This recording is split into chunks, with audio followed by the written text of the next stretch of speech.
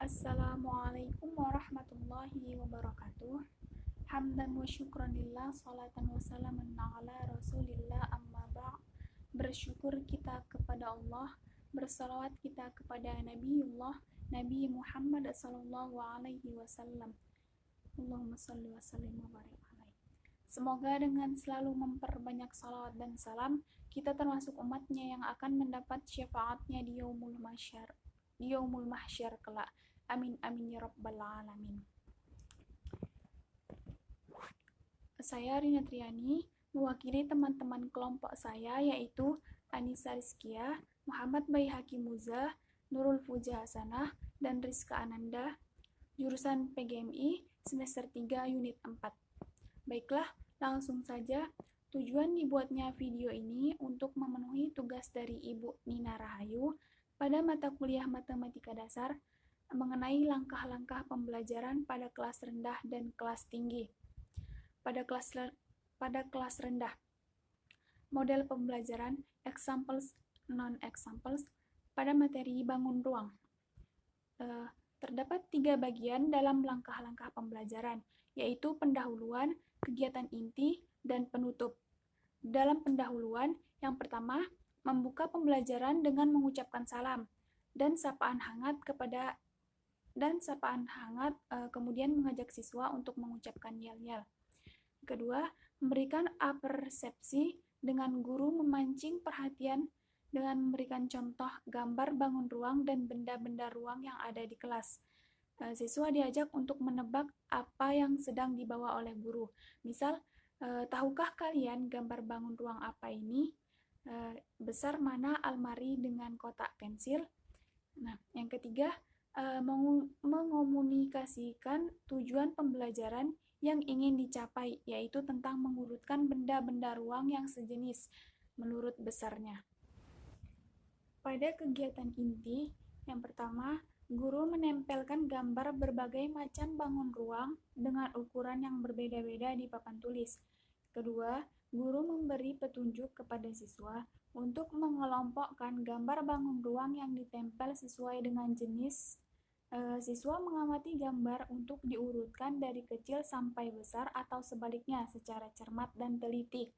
Yang ketiga, guru menjelaskan materi tentang bagaimana cara mengelompokkan dan mengurutkan bangun ruang sejenis.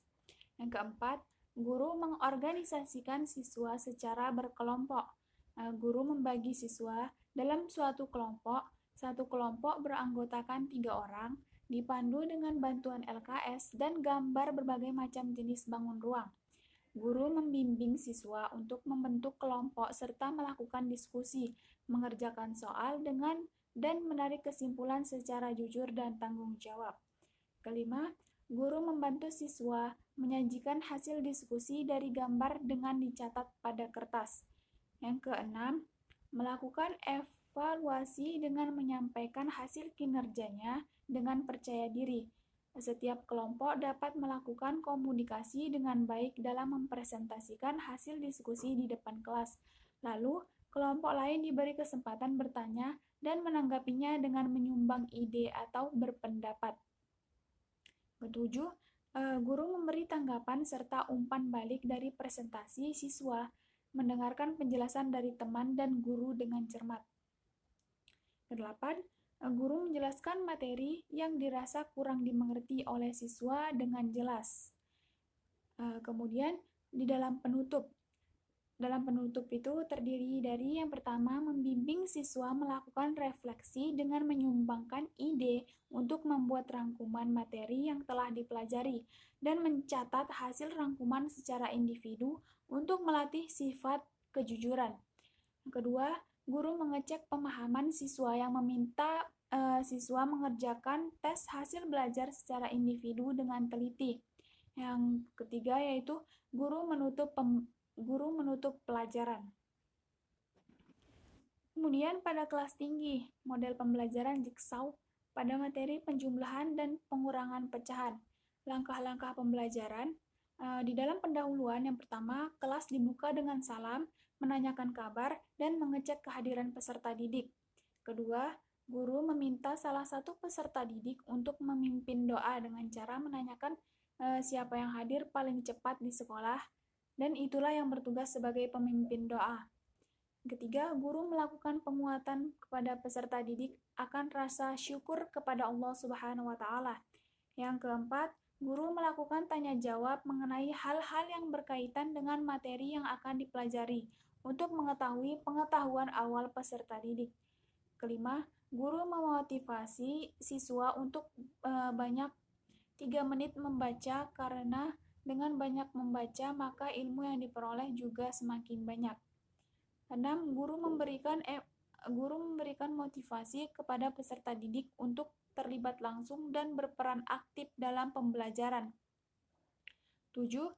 Guru menyampaikan judul pembelajaran, sub pembelajaran, dan tujuan pembelajaran serta model pembelajaran yang akan digunakan pada proses pembelajaran. Pada kegiatan inti, yang pertama, guru mengarahkan peserta didik untuk membentuk kelompok kecil yang heterogen yang beranggotakan 4 orang atau kelompok asal. 2. Guru menyampaikan materi penjumlahan pecahan berpenyebut tidak sama melalui media gambar pecahan. 3. Guru memberikan kesempatan kepada peserta didik untuk menanyakan hal-hal yang belum dipahami. Yang keempat, guru membagikan LKPD dan nomor ke setiap kelompok. 5. Peserta didik berdiskusi dengan teman kelompok asalnya, membahas LKPD yang telah dibagikan oleh guru. 6. Guru berkeliling mengecek keaktifan peserta didik dalam berdiskusi dan memberikan arahan bagi kelompok yang mengalami kesulitan. 7. Guru mengarahkan peserta didik untuk bergabung dengan kelompok ahli masing-masing atau kelompok baru. 8. Bersama dengan kelompok barunya, peserta didik mendiskusikan kembali tugas yang menjadi tanggung jawabnya dari kelompok asalnya. 9. Guru kembali berkeliling mengecek keaktifan anggota dalam diskusi kelompok. 10. Guru mengarahkan peserta didik untuk bergabung kembali dengan kelompok asalnya dan menyampaikan informasi yang ia dapat dari kelompok ahli. 11. Guru memberikan kesempatan kepada perwakilan kelompok asal untuk 5 menit mempresentasikan hasil diskusinya secara menyeluruh dengan posisi berdiri tanpa meninggalkan kelompoknya dan kelompok lain diarahkan untuk menanggapinya. 12.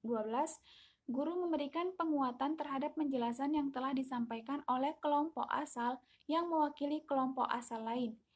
13. Guru membagikan instrumen dan setiap peserta didik mengerjakannya secara individual dalam waktu yang telah ditentukan. 14. Setelah waktu mengerjakan habis, guru meminta salah satu peserta didik untuk mengumpulkan pekerjaan temannya dan menyerahkannya di meja guru. Kemudian yang terakhir pada penutup. Dalam penutup ini, yang pertama, guru meminta perwakilan dari peserta didik untuk menyimpulkan hasil pembelajaran yang telah dipelajari dari awal hingga akhir pembelajaran di bawah bimbingan guru. Yang kedua, guru menyampaikan materi yang akan dibahas pada pertemuan selanjutnya dan mengarahkan peserta didik untuk mencari materi